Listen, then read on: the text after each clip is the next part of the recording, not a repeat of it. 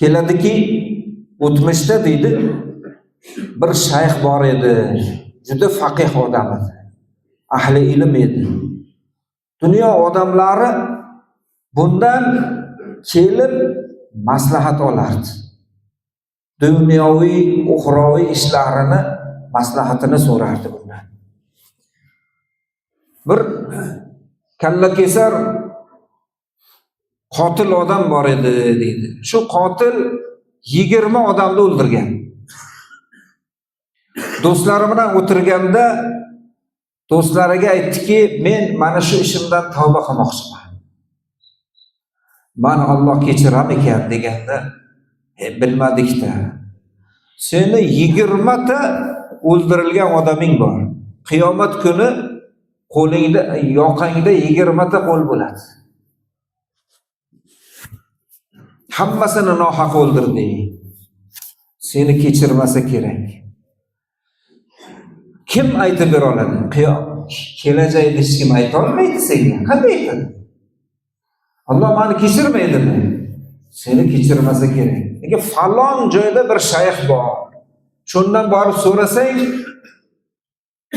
javobni shu odam aytishi mumkin deb mana bu shayxda aytishdi.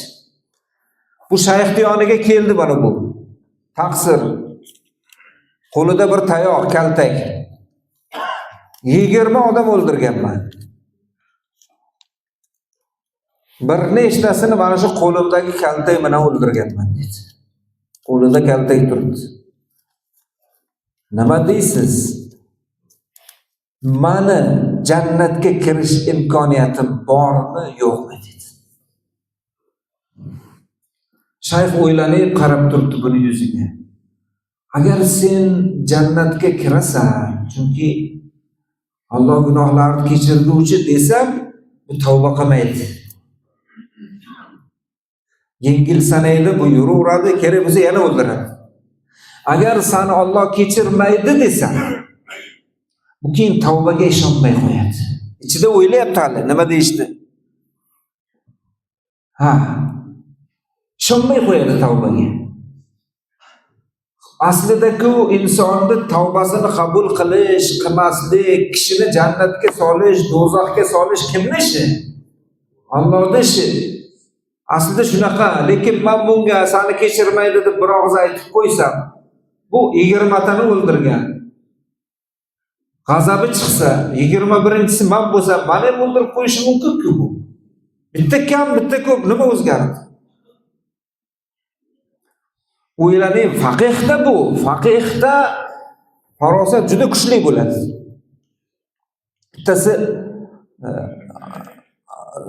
daraxt ustida turib, shu daraxtdan yerga tushsam, ushtaloqsan deb aytdi-da xotiniga. Aytib o'rgan bir vaqtda. Shu bironta mulla yecha olmasmiz. Daraxtdan tushsang bo'ldi, xotining ushtaloq deymishdi. Imom Azam rahmatullohi alayhi bitta eshakda boringlar-da, eshakga binsin, daraxtdan eshakka tushsin.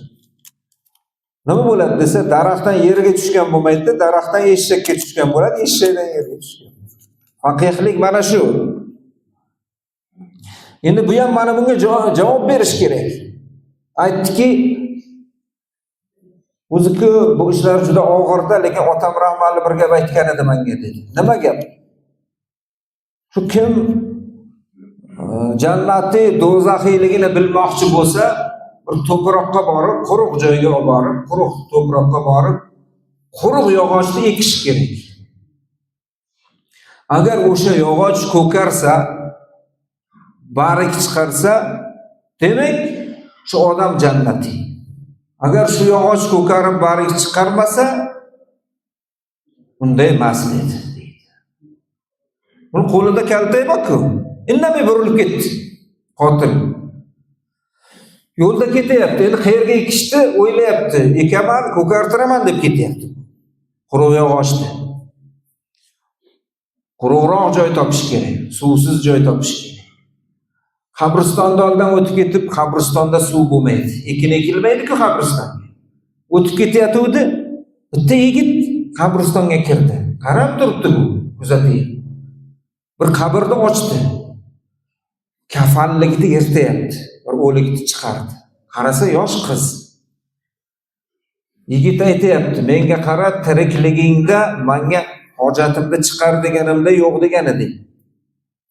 Ana endi o'lgansan, endi o'lganingdan keyin ham yo'q deb ko'rxani deb turib, boy qizga yopishmoqchi bo'lyapti. To'xta dedi, tavbani 21-sidan keyin qilay ekanman. Shuni o'ldirdi deydi, kaltak bilan. Shu kaltak qoni bilan olib borib o'sha qizni ko'mib, shu qabriga suqib qo'ydi deydi. Quruq joy shu. Bu endi qaytib ketayotganda qarasa, yog'och yam-yashil bu barak chiqarib turibdi, ana kaltagi. Bu yugurib borib, boyagi shayxdan, faqihdan unaqa olyapti. Banda bilmasmidi?